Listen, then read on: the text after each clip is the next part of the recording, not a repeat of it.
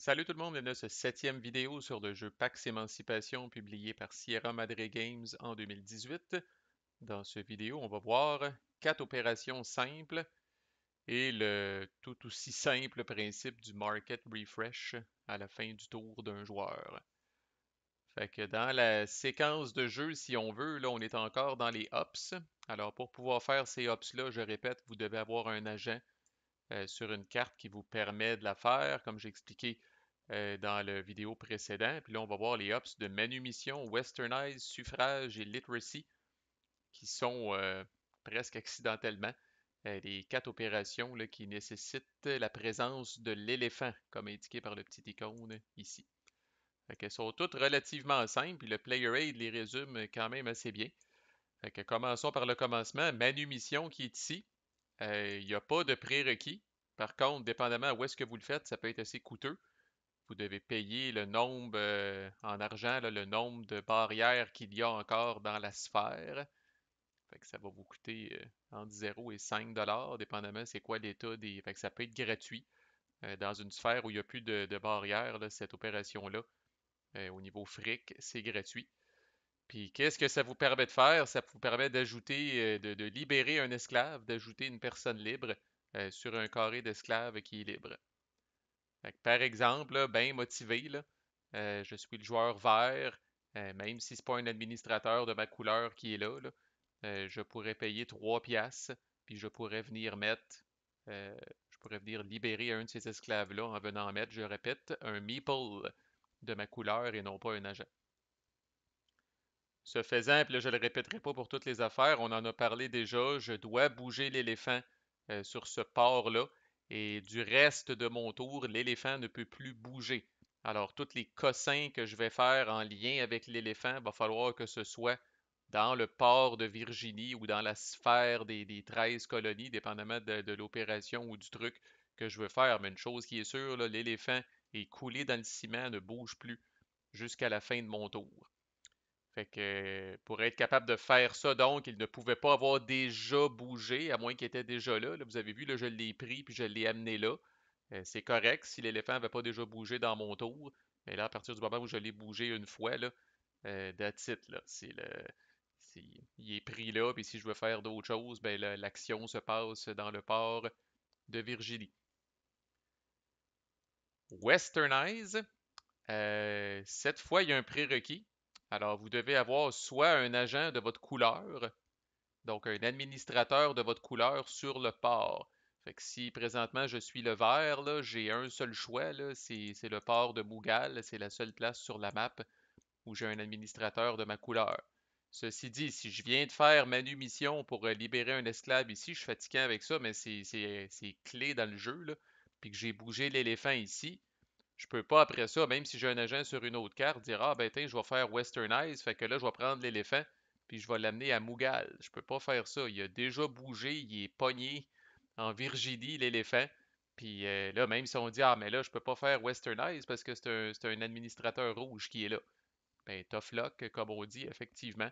Dans ce cas-là, pour le joueur vert, là, Westernize ne serait pas possible. L'éléphant qui était à Londres au début du tour, le joueur vert, voyant qu'il a accès à la fois à une hop de manumission puis à une hop de westernize, aurait pu se poser la question puis se dire bah Chris, sais-tu quoi, j'aime mieux faire un westernize à Mughal. Ce qui fait du sens parce que ça ne coûtera pas une scène. Il y a un prérequis pour westernize. L'effet est le même. Dans les deux cas, vous allez libérer un esclave. Mais dans le cas de westernize, il y a un prérequis, mais il n'y a pas de coût.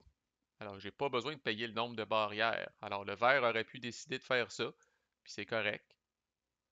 Puis en passant, il aurait pu décider, si avec un autre agent, il a accès à menu mission, il aurait pu décider de dire, ben, je le fais, l'éléphant est déjà là, c'est correct, je paye le nombre de barrières, c'est-à-dire 5 piastres, puis je prends un autre de mes meeples, puis je viens l'amener ici. Fait que libérer les esclaves, une fois que vous avez des agents sur des cartes, puis tout ça, ça peut aller vite, là. On va voir comment le jeu fight back. C'est-tu dans deux vidéos, je pense, on va voir ça, là. C'est parce que là, c'est fait là, c'est beau, on libère des gens, là. Mais le jeu va se défendre éventuellement, là. Puis c'est pas sûr que ces gens libérés-là vont rester libérés tout le temps. Fait que ça me prend un agent vert pour faire ça ou aucune barrière rouge dans la sphère. Fait que tantôt, là, dans mon grand désarroi, là, j'étais pogné ici, par exemple, en Virginie, puis j'avais déjà fait, par exemple, menu mission. Puis là, je voulais faire Westernize. Ben, imaginez que pour une raison X, ben, pas une raison X tant que ça, là, ben, imaginez qu'il n'y a plus de barrière rouge dans les 13 colonies. C'est correct pour faire Westernize. Fait que le prérequis, c'est avoir un agent de votre couleur ou aucune barrière rouge. Petit concept qui appelle techniquement dans le jeu le concept de Underground Railroad. À partir du moment où il y a des bateaux, qu'il y ait un marine ou non sur ces bateaux-là, fait que supposons qu'il y a un bateau ici, puis supposons qu'il y a un bateau ici. Puis supposons que, malheureusement, il reste une barrière rouge ici. Mais supposons qu'il n'y a plus de barrière rouge en Europe. Quand il y a un bateau entre deux sphères, pour ce qui est de checker le prérequis, là, y a-t-il une barrière rouge? Les joueurs sont capables de dire, je vais aller voir dans la sphère qui est reliée par un bateau ici pour voir s'il reste des barrières rouges. Puis si la réponse est non, on peut utiliser ce principe-là pour remplir ce prérequis-là. Fait que dans ce cas-là, même si ça dit il ne doit pas y avoir de barrière rouge puis qu'il en reste dans les 13 colonies, étant donné qu'il y a un bateau ici qui relie là, les 13 colonies et l'Europe, je regarde en Europe, ah ben Chris, il n'y a pas de barrière rouge, c'est correct. Je peux le faire. Puis j'ai aussi un bateau ici, fait que j'aurais pu aussi regarder au Brésil. Fait que si l'Europe avait encore eu sa barrière rouge, mais que là c'est le Brésil qui avait été débarrassé de ses barrières rouges, encore là j'aurais pu l'utiliser. Je fais quand même mes trucs dans les 13 colonies, là, fait comme Underground Railroad, là. C'est un réseau clandestin, là, entre autres au Canada, je pense que ça avait été utilisé dans le temps avec les États-Unis là, pour évacuer finalement les esclaves puis les sauver. C'est représenté sous forme d'un bateau. Fait que, j'enlève le bateau, ça marche plus, là. Ça prend un bateau vraiment entre les deux sphères pour être capable de s'étirer le cou puis d'aller voir dans cette sphère-là, des fois qu'il n'y aurait pas de barrière rouge, là. OK. Suffrage. Alors, n'ajustez pas votre appareil, ce n'est pas un typo. Dans le prérequis qu'on voit là, c'est écrit un agent rouge. What the fuck? Je suis dans le player aid des philanthropistes, des Verts. Et ce n'est pas un typo. Si vous allez voir les évangélistes, c'est aussi écrit pour le suffrage agent rouge. Puis évidemment, pour le Parlement, qui est le joueur rouge, c'est aussi écrit agent rouge. Alors, pour faire du suffrage, en tout cas, un des prérequis, là, c'est qu'il y ait un agent rouge, peu importe quel joueur essaye de faire cette affaire-là. Tandis qu'on voit là, que pour le Westernize, je vous ai dit tantôt, ça prend un agent de votre couleur. Fait que là, on voit que pour le joueur blanc, c'est écrit White Agent et pour le joueur rouge, c'est écrit Red Agent. Mais pour suffrage, pour tout le monde, ça prend soit un administrateur rouge, soit que vous avez la majorité. Avoir la majorité dans un port, c'est quand même pas super facile. Vous allez compter l'admin s'il est de votre couleur, plus toutes les personnes libres qui sont de votre couleur. Et ça doit être supérieur à la somme des esclaves et des pions de toutes les autres couleurs dans le port. Alors, est-ce que le vert a majorité dans le port de Mughal? La réponse est non. Il y a un qui est son admin, mais il y a 5 esclaves. Les esclaves comptent. Est-ce que le rouge a majorité dans le port de Londres? La réponse c'est oui. Est-ce que le vert a majorité dans le port de Nantes? La réponse c'est oui. 2 verts contre un blanc, c'est correct. Si jamais il y a un administrateur blanc qui s'en vient se parker là, et là, le vert n'a plus la majorité. Puis ici, la personne a la majorité, là, le rouge n'a pas la majorité parce qu'il est 1 contre 2, le vert n'a pas la majorité parce qu'il est 1 contre 2. Fait que je répète, quand on parle d'avoir la majorité, c'est peut-être même la seule affaire qui parle de ça, ben bref, quand on parle d'avoir la majorité dans un port, le port où vous allez déplacer l'éléphant, rappelez-vous, parce que ça aussi c'est une offre d'éléphant. Donc, avoir la majorité dans un port, c'est avoir plus dans ce port-là, avoir plus de tokens de votre couleur que les esclaves et les pions de toutes les autres couleurs réunis. Fait que, avant d'avoir la majorité, mettons à Pékin, ça va prendre un hostie de bout pour quelqu'un. Puis s'il y a un mix de toutes sortes de couleurs ici, fort probablement qu'on va arriver à Pékin, puis personne ne va avoir la majorité. Fait qu'il y a des parts que c'est plus facile que d'autres, des parts que c'est plus difficile que d'autres. Le blanc a-tu majorité à Bahia? La réponse, c'est non. Il faut que vous ayez plus, ça le dit, c'est une majorité. Fait qu'un blanc contre un esclave, non. Évidemment, à chaque fois que vous libérez un esclave, non seulement vous enlevez un esclave, mais vous ajoutez un token de votre couleur, fait que ça va quand même assez vite, là. Pas besoin de remplir le port nécessairement. Fait qu'à Mughal, dans un scénario même comme ça ici, ben là, le vert aurait majorité. Mais comme ça, il n'y a pas majorité. 3 contre 3, il n'y a pas majorité. Alright, ceci étant dit, pour être capable de faire suffrage, c'est tout des ou, ça. Vous avez trois possibilités de faire du suffrage. Soit qu'il y a un administrateur rouge dans le port, soit que vous avez la majorité dans le port, ou soit qu'il n'y a plus de barrière blanche dans la sphère. Et la barrière blanche dans la sphère, même principe, vous pouvez regarder la sphère elle-même, mais si vous avez des bateaux, vous pouvez vous étirer le cou et voir est-ce qu'une des sphères adjacentes qui est reliée par un bateau a encore une barrière blanche. Dans ce cas-là, j'ai encore une barrière blanche ici dans les 13 colonies, le Ku Klux Klan, rien de moins. Mais si, étant donné que j'ai un bateau ici, si l'Europe n'avait plus sa cheat blanche, je pourrais utiliser le principe du Underground Railroad pour satisfaire le prérequis. Fait que tes trois possibilités de prérequis, il reste que des fois vous allez être fucked pareil, puis vous ne serez pas capable de le faire. Mais mettons que vous êtes capable, il y a quand même un coût qui est le nombre d'esclavagistes qui est encore adjacent à la sphère au carré. Fait qu'encore là, un bateau, c'est pas payé, ça va vous coûter une pièce, mais deux bateaux, c'est assez prohibitif. Là, ça va vous coûter 4 pièces. Et what's in it for you? Quel est l'effet de ça? Ben, soit que vous ramassez une barrière de l'endroit, ou, on va surtout faire ça quand on est rendu dans la partie compétitive du jeu, vous allez régresser une barrière.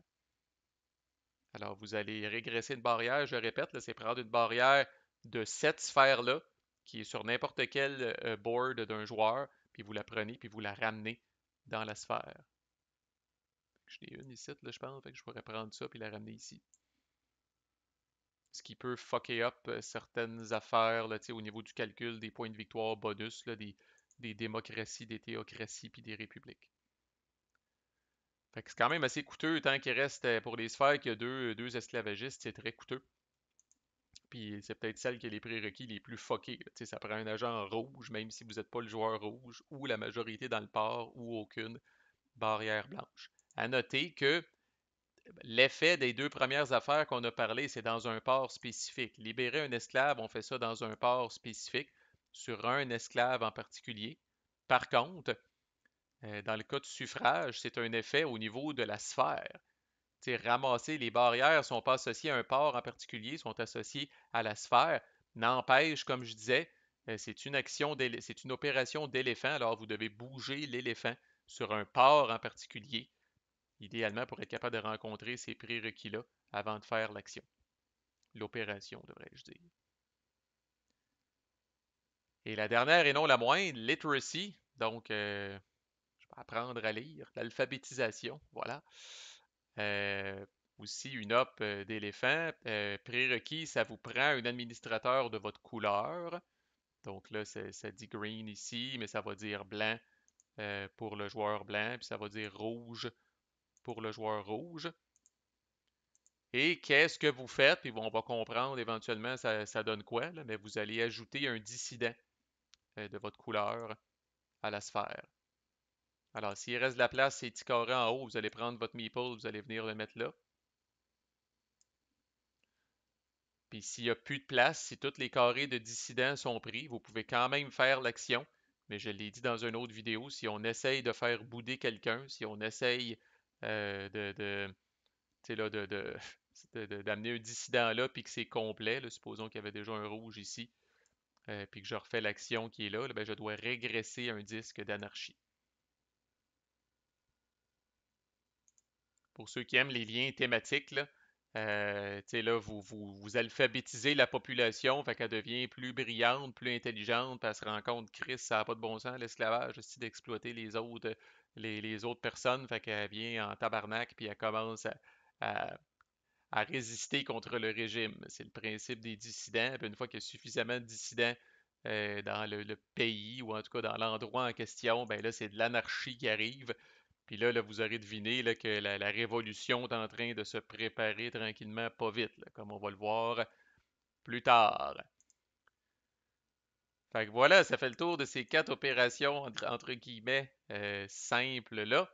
Je profite de l'occasion là, pour juste vous parler, là, parce que sinon je sais pas trop où est-ce que je l'aurais squeezé, là, pour juste vous parler du Market Refresh, là. Fait que là, on skip une coupe d'étapes, là. Le Market Refresh, ça arrive en fin de tour.